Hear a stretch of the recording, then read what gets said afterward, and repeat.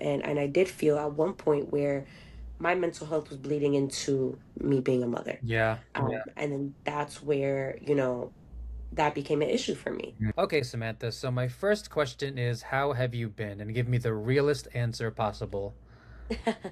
I've been a bit tired. Mhm. I think, just juggling being a mom and juggling a full-time job, being a mom itself is a full-time job. So I Yeah. guess you could say full-time jobs back to back. Mhm.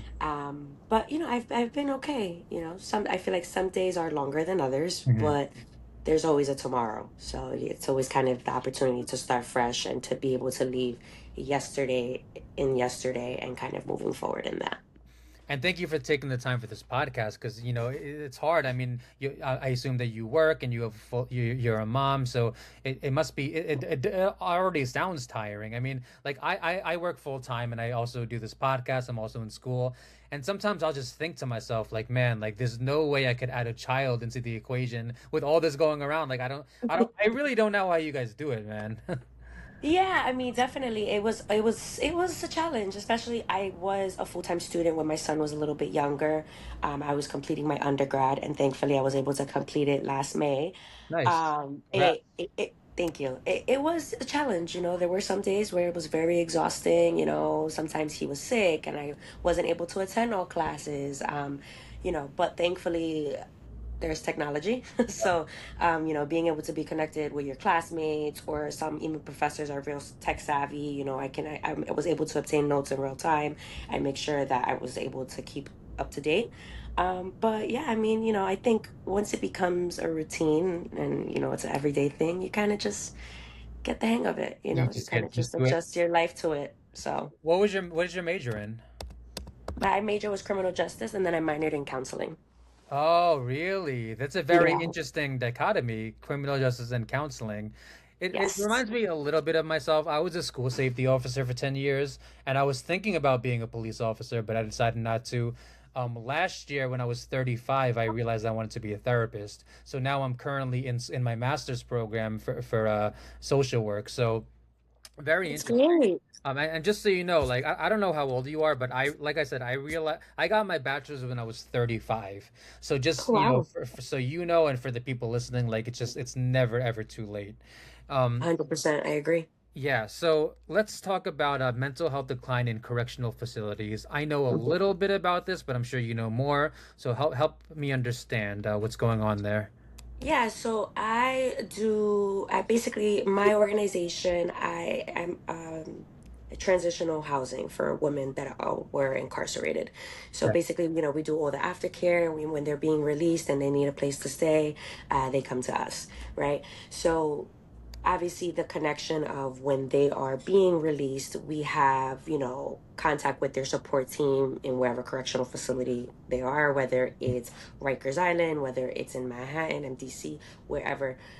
Even sometimes when they come straight home from prison. But we seem to have a disconnect in the planning. Obviously, I never want to take away from the social services in the correctional facilities because obviously it is a hard job, Right. Right. especially being in that environment. Mhm.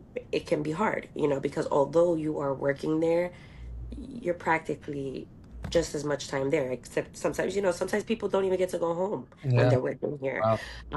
So, I think sometimes just the mental load of just being in a correctional facility can sometimes take a toll in that. And there seems to be kind of like a culture where correctionals, they feel like, they have to be this kind of like a-hole, and they have to be just this tough thing. And it's like in reality, you just have to meet these individuals at where they're at. um Sometimes a lot of these individuals are being released with severe mental illness, severe substance use, and they're not given the proper tools to be able to return back into the community. For example, them trying to send individuals over to our care when we're not a rehab facility, when they are, well, we don't have the staff 24/7 if they're severely mentally ill. Are they complying with medication? There's so many things that come to play about it, right?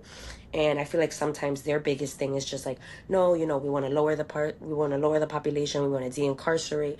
not realizing if these individuals are not being connected to the right resources, eventually they will return right back. Right back to jail. Interesting. Yes. So yeah, okay. So you gave me a lot to respond to. So okay, what exactly do you do for work if you don't want to if you don't Yeah, want so I do basically outreach coordinating. So I to? do a lot of resourcing for these individuals, advocacy, and then I also group facilitate in Rikers Island. You group facilitate in Rikers Island. For So a woman group. Yes. okay, so you talk a lot to female inmates, is that correct? Yes, correct. Okay, and what is your ultimate goal in your job? I think it's just to help them be able to be connected to resources, right? Again, a lot of these individuals are not being released because they're homeless. We also are living in a homeless pandemic, a really big issue with homelessness. So the point for them is to be connected to housing. And then when they are returned to us and they're being there, again, like I said, it's transitional. So the program is usually between 9 to 12 months. In that time of 9 to 12 months, we connect them with housing specialists. We help them budget, kind of giving them the tools to be able to transition back into society smoothly. Because, a lot of these women have severe trauma. Yeah. They have little to no education, Yeah. something out of their hands, because the Uh-huh. majority of these women are in survival mode. Yeah. Yeah. And it's been a long thing of, a Yeah. generational thing. So, just being able to help them and being able for them to kind of have that relief, like I have somewhere to go.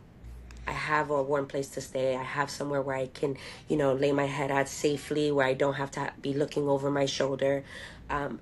From my experience, a lot of my clients, they say it, this is a safe space for me. I'm thankful for this opportunity because also too, it gives them time to kind of readjust and being able to build up a routine. Some of these women end up getting back into, the work field and being able to obtain a full-time job. So there were so many different things that they were able to do without having to worry about housing and being having to worry about how to survive, right? Because like I said, a lot of these individuals are being held due to survival or just being somewhere wrong place, wrong time. Yeah, and it's interesting because whenever people talk about like the criminal justice system, there are always these like philosophical and political questions that come to my head. But at the same Mhm. time, it's not a politics a podcast; it's a mental health podcast. So Yeah. I'm wondering like how does this job affect your mental health?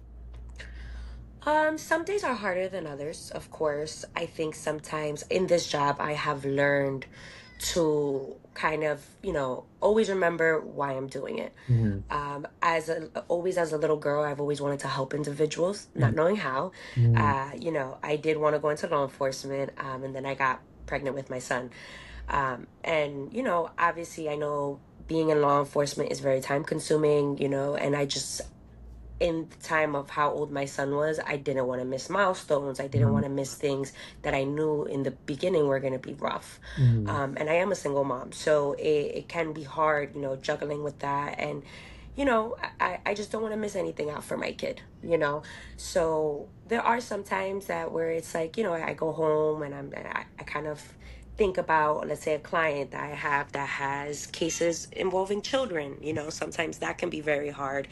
Um, but again, I feel like sometimes, social media, the news, they only broadcast certain of these cases in the way that it's appealing to people like, wow, like to look into it or having like a bad title, not being able to actually, what was this person's background? Was there any trauma involved? Was there any severe mental illness?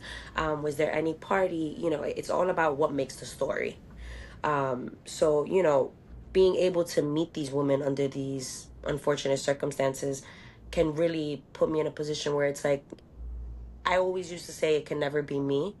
Um, that was something that even before I became a mom, very judgmental, very close minded. And then once I became a mom and I learned, there's no real guidebook to doing it. I can't judge other people for certain choices that they make, especially under certain circumstances as well.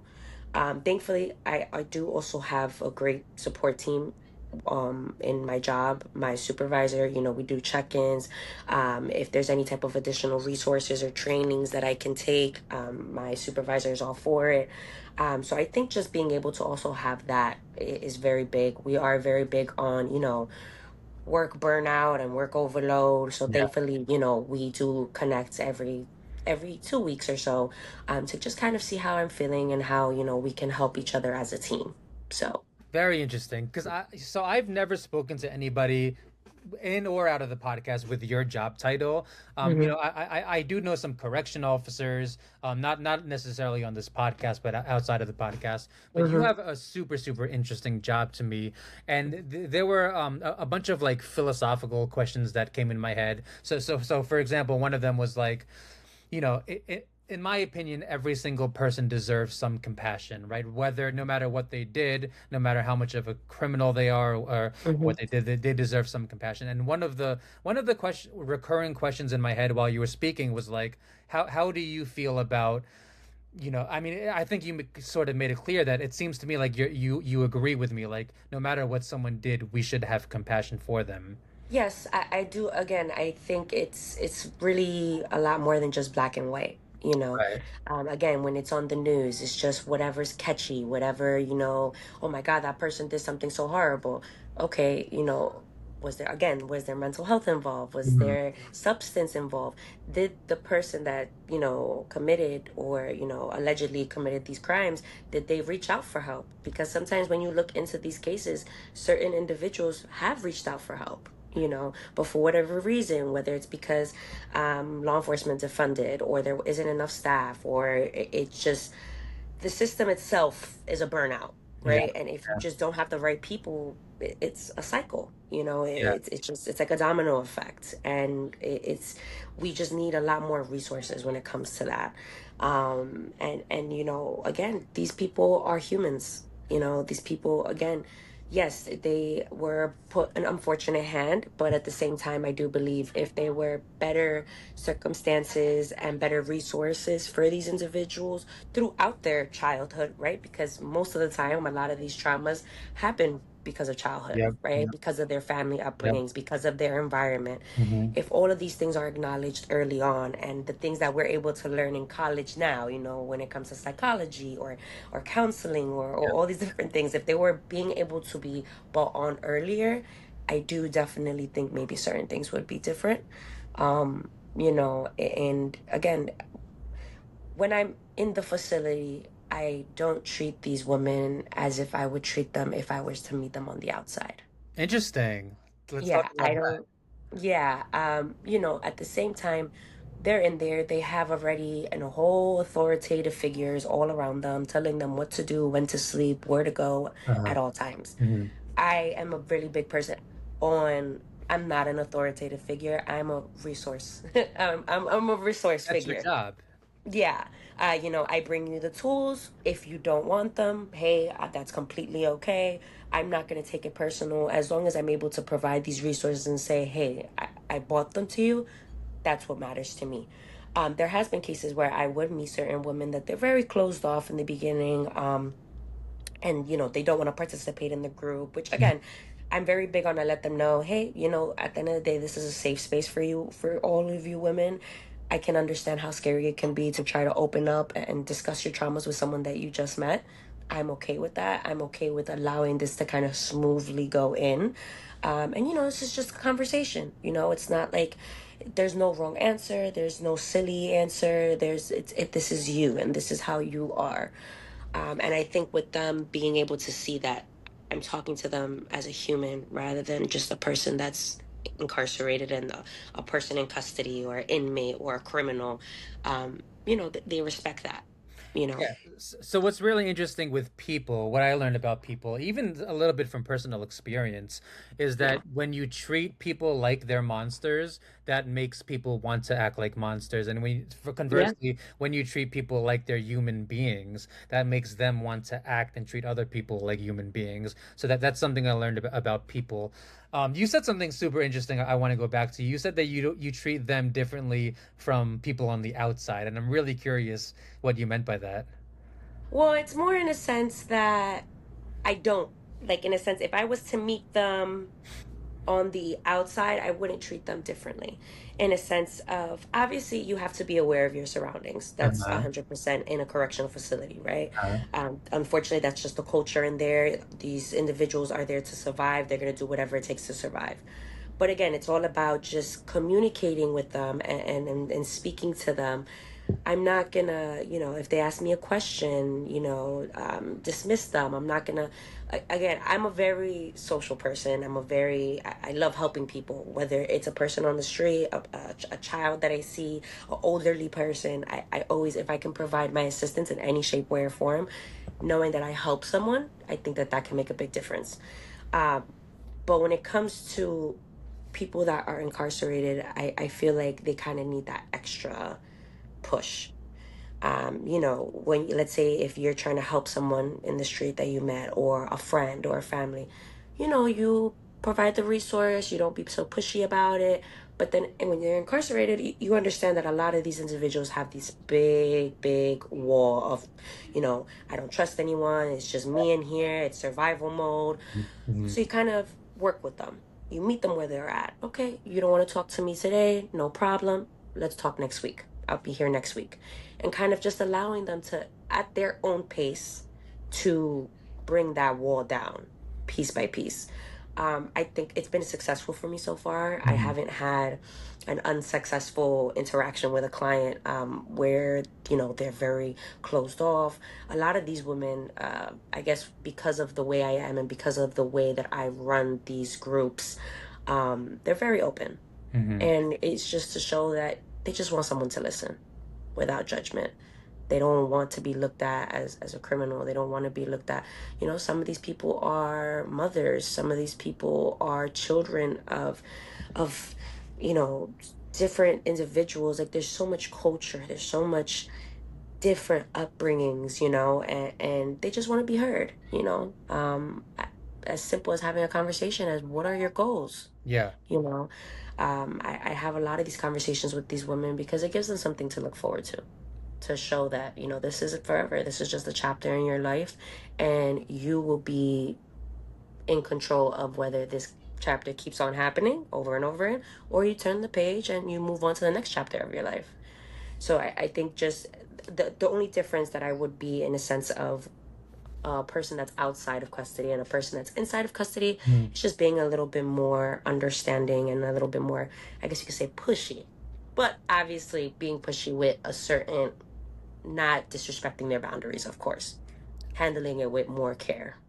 Yeah. So what do you mean? Can you elaborate a little bit more when you say pushy? Like what do you mean by that?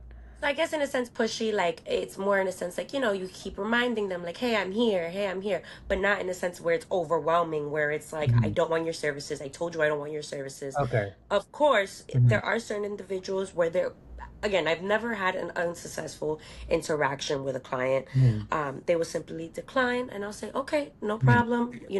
And sometimes they would be able to hear certain things from the facility because sometimes in the groups they're in the housing units. Mhm. Sometimes I have groups in the school Mhm. what they have in the correctional facility, and then I have groups in their housing unit. So obviously, it's a little bit less private in the housing units where people can kind of walk by and kind of see. And the type of groups I do are like it's a journaling group.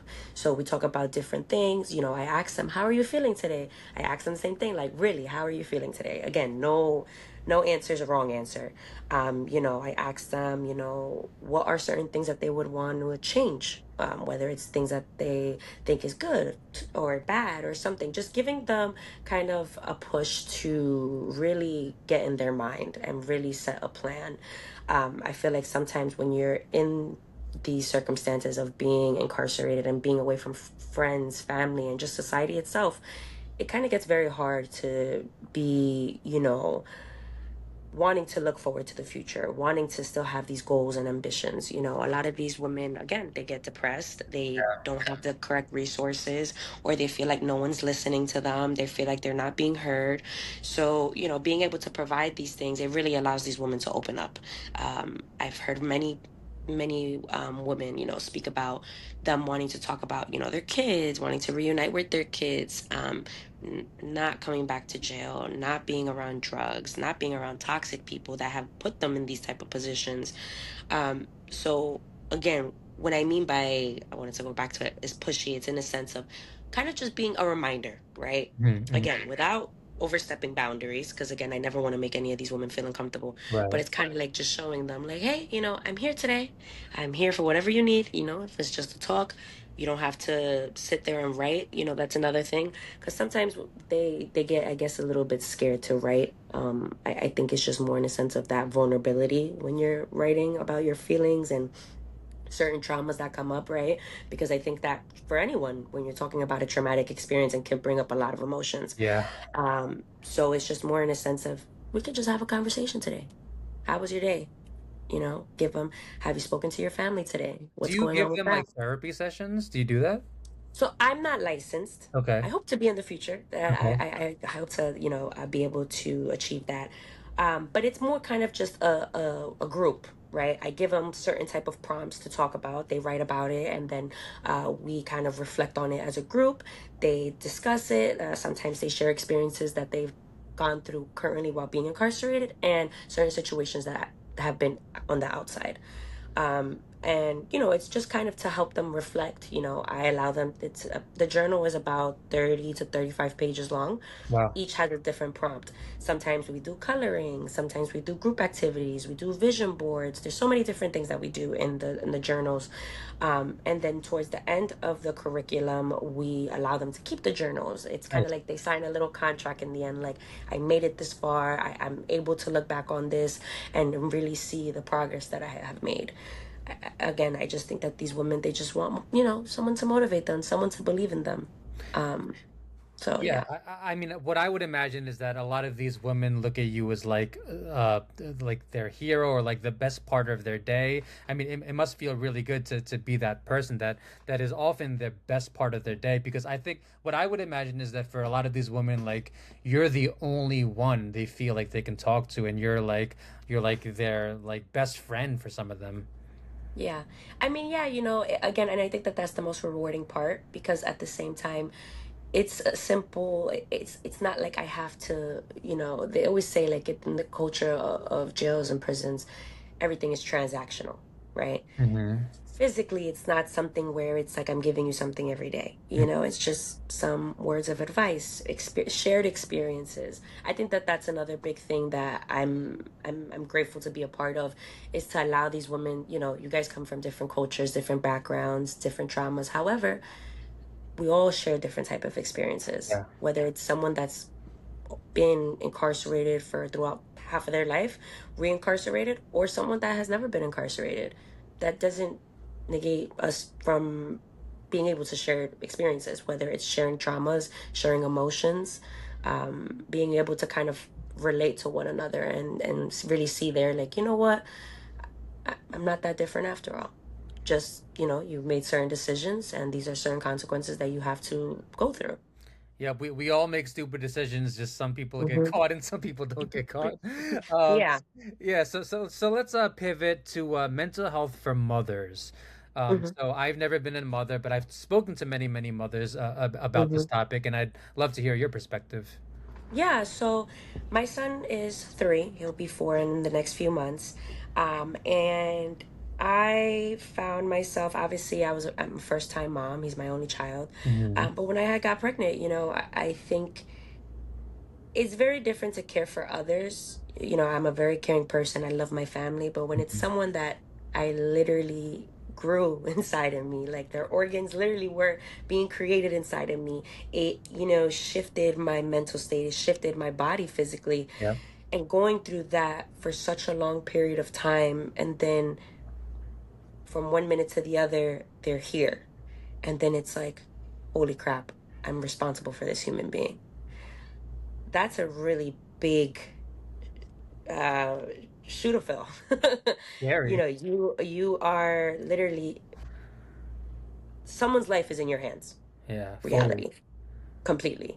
And again, I have said it to many moms. I've said it to even there is no or moms to be. There is no rule book to being a mother. People make mistakes. Non-parent, parent. It's just about learning from it, being able to say, okay, what could I have done better than that?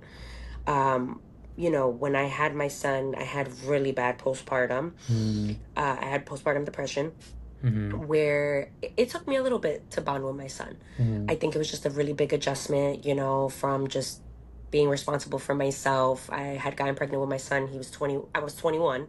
So it's kind of like, right at the start of, your 20s. And Yeah. then I only had responsible for myself and my dog. Uh-huh. Yeah. Yeah. And then just having that shift and also to, being just having to worry about yourself and then being in a family dynamic and just having to get up every 3 hours to feed a child and then to change, like sleep wasn't a thing. Sometimes I it would take me a few days to even be able to shower, to just have a meal for myself. It was very overwhelming, and it was a very fast transition. Obviously there was months in between, but it just from one day to another it was like, oh my god, like this little human being is here, like this is about to get real, Yeah. and it took me a while. I think that my biggest fear is just I want to be a good mom, Yeah. and again, I feel like unfortunately sometimes social media can take a big part in that, where everyone has opinions on something, whether it's how their child is being raised, how their child looks, and Mm-hmm. Mm-hmm. social media can be a very resourceful place but can also be a very scary place. Of course. Yeah. So just seeing sometimes how these moms get, just a major backlash and just anything how they do, and oh, like, this child is going to be like this if you do this. Like, it's just, when you go down that rabbit hole, it's a very hard hole to come out of. But just wanting to be a good mom, and just the anxiety of like, is this little human being gonna grow up to be a decent human being? Is this person gonna want to help change the world? Is this person gonna be a mean person? Because sometimes there are parents that they really try the best that they can, and their children just take a turn, and it's really nothing you can do. It's usually Um, friends that influence them. and that friends, environment, right? So these are things that I think being able to be a young mom and being able to see how certain things played out with my parents and then how they taught me certain things, I'm able to take that into consideration and be like, okay, my parents showed me this. How can I implement this into my parenting? But how can I make it better? Right? I think that that's always a thing where us as parents, we always want our children to be the better version of ourselves. Yeah. Yeah. So I think just bringing that awareness, it was overwhelming, to think about all at once. And with time, I realized, my son is still very small. I think it's something that you really should take one day at a time. You know, these children grow up so fast, and it's like you really have to try your best to enjoy the moment and not think about what's going to happen in the next 10 years. Because if you try to think long term in that way, it can drive you nuts. Just really about enjoying the moment, enjoying your child, being able to just experience your child. Because when I was in my postpartum depression for at least like the first 3 months, it was very hard to bond with my child. It was very hard to just be able to enjoy motherhood because I feel like I was just on survival. It was a big transition, just having to be responsible for somebody, having to adjust my entire life, whether it was work, school, just long term. Like, I'm responsible for this human being for the rest of my life, so I have to adjust it to his liking. I've heard parents say like, "Oh yeah, my child is gonna adjust to my life." No. How would that even work? How would that even work? Exactly. And you'd be surprised, I think it's just like that's what they think. And then, reality hits them when that child is actually here and be like, yeah, I don't think that that's going to work. I think I really have to sit here and adjust my entire life towards this little human being. Right. Even when it comes to careers, sometimes even family, right? Because there is a really big thing where the older generations might think one way is the way to go for parenting, and you might disagree because Yeah. you've found so many different. I think throughout the years there's been a lot more different resources in how to discipline children and how to raise children, you know I'm Spanish, so in the Hispanic culture, it's like, oh, they can be late in the parties with the family, and it's like, yeah, I don't mind, I don't really want to do that. Or that they have a way like, oh no, the baby will be fine, just let them do this, just let them do that. No, well, it can cause a little tension sometimes with family, but again, it's your child, right? You went through that sacrifice, you went through that body change, where your hormones are all over the place. There's a hormonal imbalance. Your brain is chemically just rewired, and Yeah. it's a really big thing. So it's like, I always like to tell moms at the end of the day, no matter how big your village is, majority of the time, the only person that's there in the middle of the night is you and that child. Yep. And that's something I had to learn, because I was always like, I need to please my family. I need to make sure my family is okay with how I parent. I need to make sure everyone sees me as this good mom. But in reality, I just needed to make sure that I was okay, because if the mom is not okay, the child won't be okay. Yeah. Children are sponges, Yep. and they absorb that. People think that because, oh, they're just a child. No, children absorb and see a lot. They may not say as much, but they absorb a lot. So it's really just about being able to be there and be present for a child, and just really taking care of yourself. Even as something as my my therapist told me, sometimes if you got to put those headphones in while that child is throwing a tantrum, just listen to some smooth music, kind of just take a step back, put some cold water on your face. That alone can save me from a whole meltdown with my During the child. tantrum or after the tantrum? No, during. During the Sometimes, tantrum, listen, really? yes, because sometimes, the tantrums can get really extreme. It Uh-huh. can be 8 in the morning, and let's say my son doesn't want to get up for school and kicking, screaming. It's 8 in the morning. Hmm. As long as my son is safe and I know he's not hurting himself, he's not hurting others, I let him take a seat, let him kind of, if I can try, I would try to, soothe him. I would try to tell him it's going to be Hmm. okay. But again, I need to be okay to do that. I need to be okay to process that. And it can be very overwhelming when you have a toddler screaming in your ears first thing that you wake up. And especially me, I'm not a morning person. So Me neither. sometimes, Me neither. it can be where it's like, it can be very overwhelming, and it's Yeah. like, okay, like I hear you, but they're kids. So it's like, you have to meet them where they're at. Okay, let me just take at least a minute, whether it's listening to, like rainforest, like the Right. white noises, or maybe listening to a podcast, and or something to be able to kind of tune it out a little bit, but still not completely tuning him out, right? Because it's just about being able to regulate myself. Right. Because during my postpartum, I found myself not being able to regulate myself. There was sometimes I was very sad, crying all the time, or sometimes very angry. And it was very hard to juggle that while being a mom. And I did feel at one point where my mental health was bleeding into me being a mother. Yeah. Yeah. And then that's where, that became an issue for me. Mhm. Um, it wasn't that I was hurting my child in any way, but I just feel like I wasn't being able to be the best mom I could be. Because you were exhausted. Yeah, exhausted. I felt depressed. I felt like this was just going to be a never ending cycle. And, it can be very lonely, Mhm. motherhood, just Mhm. doing the same routine all over again. Sometimes, obviously, everyone's scenarios are different, but sometimes the co parent, they go back to work, while the mother stays home, long, exhausting hours. Family go back to work, family get back to their normal responsibility. When the mother, they're on maternity, they're just home, and it can be pretty lonely. You don't have anyone to talk to for 8 hours, and you're just hearing a baby cry and hearing goo goo gaga for 8 9 hours. It can be pretty exhausting, and it can be very tiring to just hearing that, all that, and having no type of interaction with the social world. Yeah. So I think that for me, being able to find help, because I did do therapy for a very long time, Mhm. with someone that specialized in postpartum and childhood. Being able to say, it's okay to ask for help. I think sometimes moms get scared because they think that they're going to be looked at as weak, or I can't take care of my baby. Mhm. No, our bodies go through something different.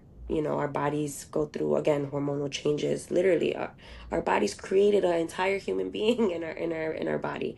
It's a change. Our bodies don't just go right back to normal. Yeah.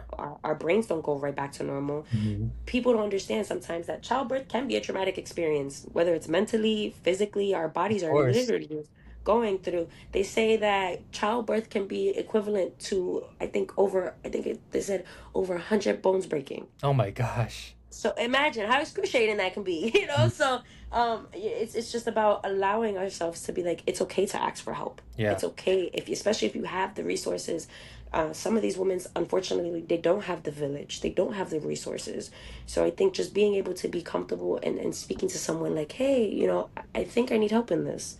It can start a conversation where it's like, hey, someone may know someone that they do groups, or it's all about word of mouth and being able to have a comfortable conversation about it. Because I feel like sometimes people don't feel comfortable in having conversations about mental health, Yeah. especially mothers. Mhm. You know, it can sometimes become like a very judgmental feeling where it's like, I don't want you to judge me. I don't want you to think that this is something that I want. um so again, I think it's just being able to be aware and be like, hey, I'm not okay, and I need to be okay for this child. I need to be okay to be a mom. I need to be okay so my child can, see a happy mom. Yeah. So first of all, I can tell just by the way that you talk that you're a really good mother. You give very, very like understanding vibes. Like you ask your son questions. How old did you say he was again? He's 3. Okay, so he's still, he's still growing up, but I Hmm. can, you come across to me as very, very understanding, compassionate, but also you know how to put your foot down and you know Yeah. how to discipline. Here he comes. I'm so sorry. Okay, no problem. Zion, go. Mommy's on the phone, buddy. Can you step outside for a second, please? Thank you. Can you close the door, please? Thank you. Sorry. No problem. See, that's exactly what I was talking about. You proved my point in real time. Like you Yeah. come across as extremely compassionate. So a few days ago, I did a podcast with a different woman also about. She also spoke about postpartum, and she mentioned this thing called sunset scaries. Do you know what that is? I've heard of it. Yeah, so the way that she explained it is that around like evening time, she would get depression, like when the sun set, because that's Hmm. when you have to wrap up and put the baby to sleep, and that's when you have to like take care of the babies. Did you deal with that by any chance, or? Yeah, and I also look at it also like the kind of like the winter blues kind of, because obviously, when it's winter time, the days are shorter, it gets Yeah, darker yeah, faster. yeah. So I really looked at it like that. And also too, my son was born in December. Mm-hmm. So in the winter time where Definitely. days are short, and like I said, when it became a everyday routine, it felt like time would pass by so much, and I feel like I didn't get anything done, but I'm raising a little child. It's people, sometimes people may not think like changing diapers, feeding, and then also too, while maintaining a clean household and maintaining a family household, like it's a lot to do for one person. Yeah. So it can be very overwhelming. Yeah, I definitely did experience that. I think it was just also too the anxiety lingering, like, Mhm. okay, like what can I get done while this child is asleep? What can I do? And it's Right. like trying to keep the household clean, trying to cook, clean, while making sure that you're raising a baby, and again, the routine, it becomes really lonely.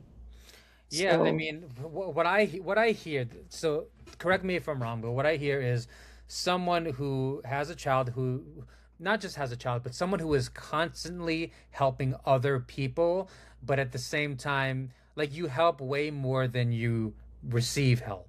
That's what I mhm. that's what I hear. Is that Yes, I think so too, but I want to acknowledge that I do have a village. My okay? village is very helpful. Uh, But I think it was more about my pride and my ego in the way, in a sense, like I don't need the help. mm, Like I decided to have this baby, I'm gonna do it. mhm. So, it was more like, also too, there would be some differences between my family where it's like, that's not how I want to raise my child. So I'm not going to even put myself in that position.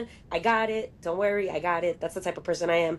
If something is going a way that I'm not really kind of rocking with, I would just be like, yeah, I got it. Don't worry about it. So it's not that I didn't have the help. I just think that I didn't want to fully take on that, like, hey, I'm not okay. My family was aware about my mental health for a little bit because I decided to, let them know what's going on. Like, Sam, why are you not around? Sam, why are you always so angry? Why you have this attitude, when in reality I was just dealing with a lot of stuff up here and not Mhm. being able to be present in the real time, you know. um so yeah, I think it was just that I did have my village, and I was, I'm forever grateful even now. It was just more about me being able to accept the help. So what I'm hearing is that back in the day, you used to be maybe a little bit ashamed or embarrassed to ask for help, and Yeah. nowadays you're much better at, I guess swallowing your pride and asking for help. And I'm Yes. wondering, because you mentioned that you're Latina, and you also did mention before about how like the older generations can be rougher. And like Yes. what I would imagine, and maybe I'm completely wrong, and tell me if I'm wrong, but what I would imagine is that you had at least one parent that was sort of like Samantha, like you have to be strong. You have to be strong, Yes. like because I know this is very common in Latino community, and really, I mean, pretty much in every community, and also like especially for boomers and older people. And then what I noticed with younger people, millennials like myself or Gen Z, we're more like it's okay to ask for help. Hmm. It's okay to look weak a little. It's okay to cry. Yes. Am I hitting it on the head? Yes, yes, yes, you are. I think it's more about,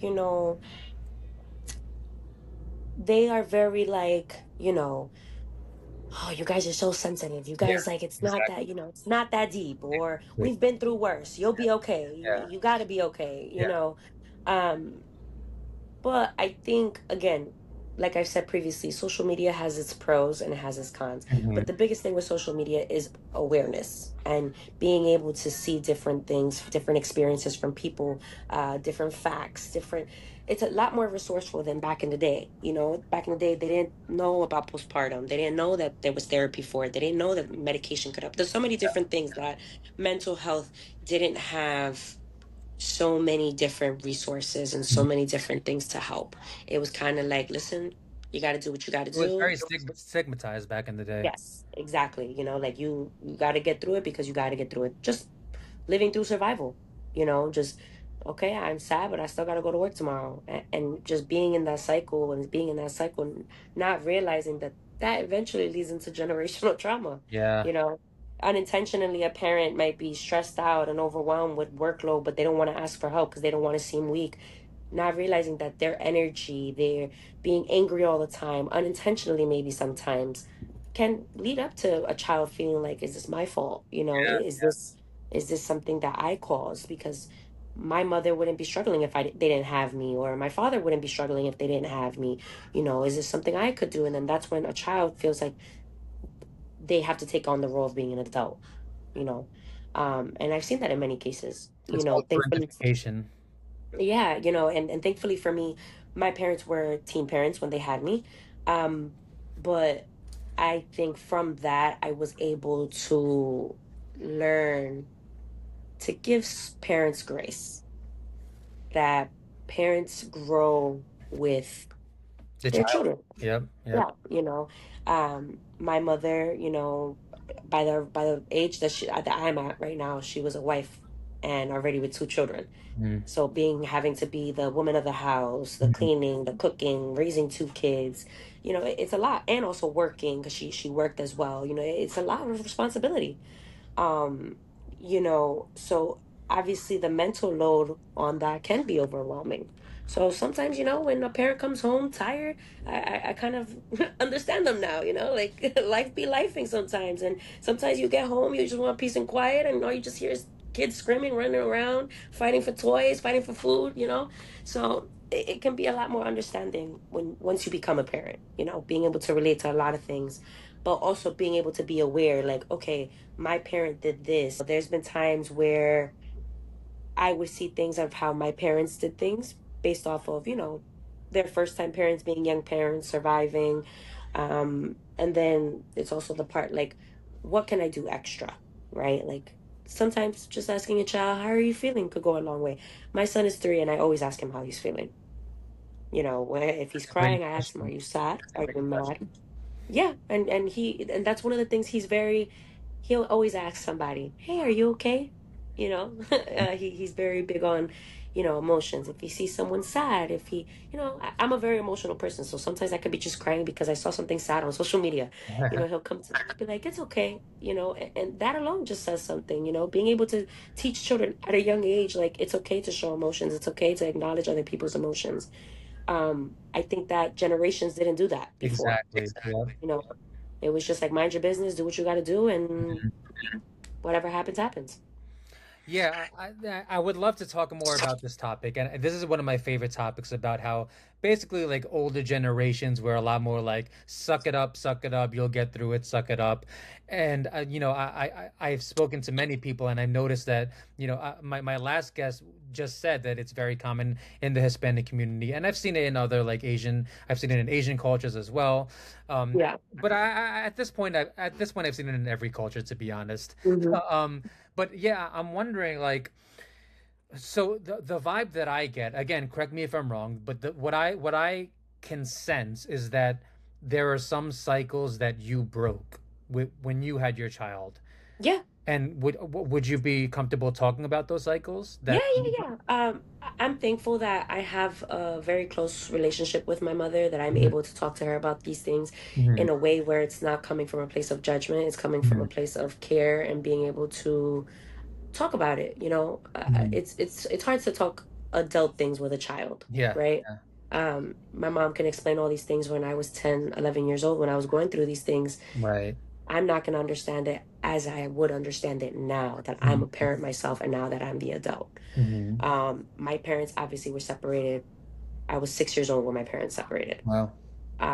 And I do think that that took a big toll on me. And I think my mom tried to cover a lot of it in a sense of, like, like, mommy and daddy aren't together, but that's really it. And it was more in a sense where I heard from pieces of family, like, this family member said this family member said this, and I kind of had to fill in the blanks of certain things.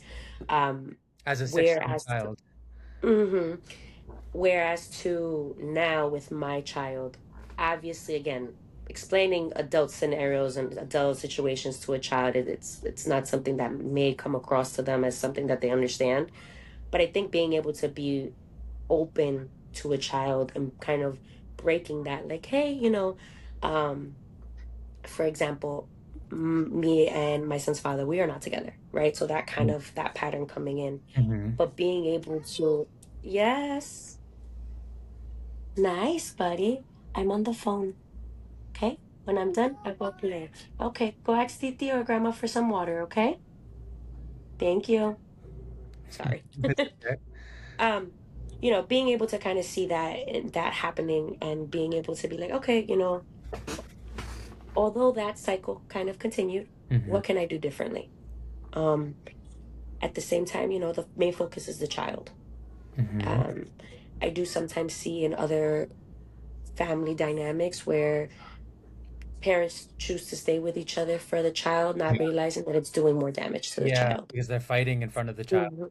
Fighting in front of the child, having disagreements, even if the fight's not happening, there's animosity, there's anger, there's resentment. And again, babies feel that. Babies feel it just as much as we do. When you go in a room and you feel tension, you feel that elephant in the room. Babies may not be able to express it the way we do, but they definitely feel it. You know what really pisses me off? When I hear one parent talking really, really bad about another parent to the child. Hmm. Like I see that so much and it's so damaging to the child, man. Yeah, So and I'm very big on allowing my son to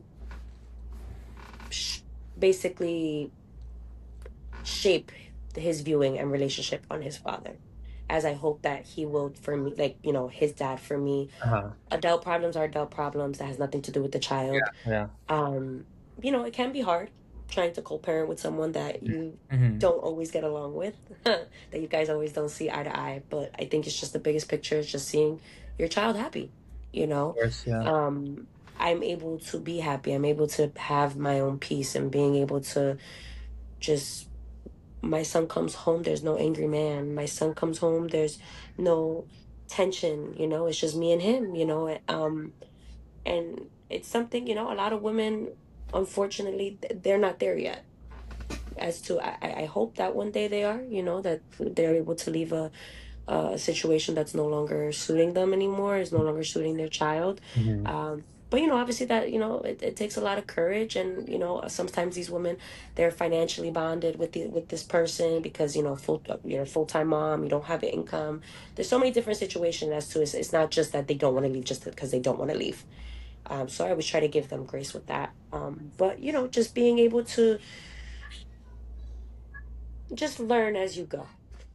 Yeah. That's the best way I could put it. And you brought up a good point because one thing I know about, couples back in the day, let's say 50, 60 years ago, is a lot of women would stay with the men just because they needed them financially.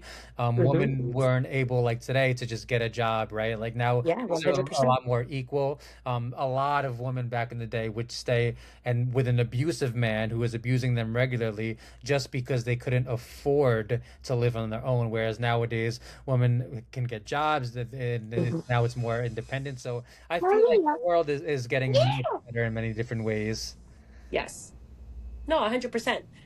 Again, and also too, I think there's a lot more resources for women now, Yeah, yeah. whether it's domestic violence, Mhm. shelters, how, you know, housing shelters. There's so many different things that women are able to, especially with children, that they're able to obtain. And also too, you know, like you said, it is easier for a woman to get a job now than it was 50 years ago. It is easier for a woman to be able to obtain and sustain their own money Hmm. without a man Yep. how than it was 50 years ago. Yep. So there is many different obstacles that women have went through that, yes, they still go through to this day, but it is a little bit more easier to obtain resources now than it was 50 years ago.